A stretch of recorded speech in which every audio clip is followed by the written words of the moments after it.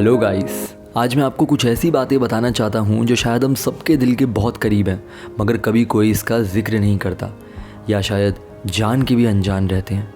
उन चीज़ों से हमारी ज़िंदगी की खुशियों पर बहुत फ़र्क पड़ता है और वो है हमारा एरोगेंस एंड ईगो, जो कहीं ना कहीं हम सब में होता है मगर हम फील नहीं कर पाते।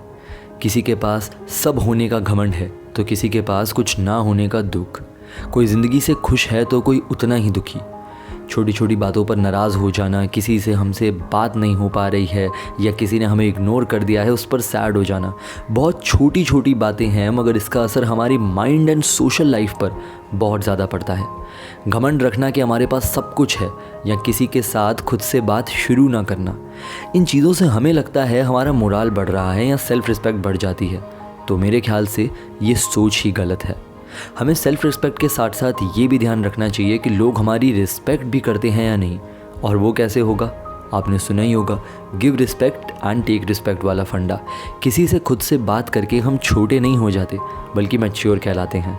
क्या पता सामने वाला शख्स भी हमसे बात करना चाह रहा हो और कर ना पा रहा हो, तो it's okay, just take the initiative and talk first. Life is not just about experiencing and exploring, but it's also about influencing others with your personality and kindness. Life में हम सब में कुछ अलग खूबियाँ होती हैं जो हम छुपा लेते हैं, या ये सोच के कि दूसरे क्या सोचेंगे। वो कुछ सोचें या ना सोचें, पर आप सोचना छोड़ देते हो और बस सब उसी डायरेक्शन में चलने लग जाते हैं जहाँ सब चल रहे होते हैं। तो look normal, but trust me, not behaving your true self makes you abnormal, and to find your true self you have to be different and realistic.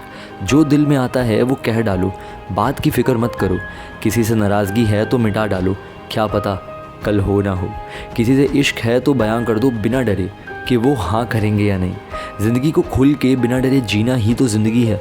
तो दोस्तों, हमारा ईगो या एरोगेंस कहीं ना कहीं हमारी पर्सनालिटी और सोच को छोटा कर देता है। हम उसी दुनिया में जीने लगते हैं जो हमें दिखाई या बताई जाती है और कभी खुद से ज़िंदगी के मायनों को समझने की कोशिश तक नहीं करते। ये डर लिए कि जो सब कर रहे हैं वही सही है, कहीं मैं एबनॉर्मल ना लगूं या कहीं मेरी बातें लोगों को बोर ना कर दें। यही सोच के अकेला महसूस करते हैं और हमें अकेला महसूस करते करते एक पल को मज़ा भी आने लगता है। लेकिन ज़िंदगी में दोस्ती करना, ज़िंदगी के हर दौर से गुज़रना, सक्सेस के लिए हार जाना और हार के जीत जाना ही तो स्ट्रगल है। अगर जीतेंगे नहीं तो हारेंगे भी नहीं, बस सीखेंगे। इसी सोच के साथ आगे बढ़ना ही तो ज़िंदगी है।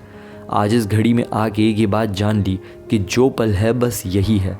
इन पलों को खुल के जीना ही ज़िंदगी की असली मंजिल है। किसी को माफ़ करना या अपनी गलती की माफ़ी मांग लेना ही अपनापन है। दोस्ती करना, प्यार करना एंड यादें बनाना ही जीने का असली तरीका है।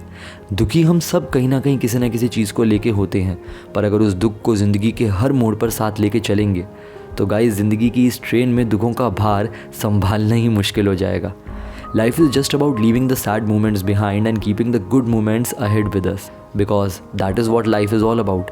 तो दुखी रहना छोड़िए और खुश रहना सीखिए, ठीक उसी तरह जिस तरह एक बच्चा अपने खिलौने को देखकर खुश हो जाता है, और हम जिनके पास बहुत कुछ है पर फिर भी और ज़्यादा पाने की ख्वाहिशों में डूबे रहते हैं और खुशियाँ पीछे छोड़ देते हैं। आखिर मैं बस इतना कहूँगा कि life is short, we never know what's coming और व्हाट विल हैपन।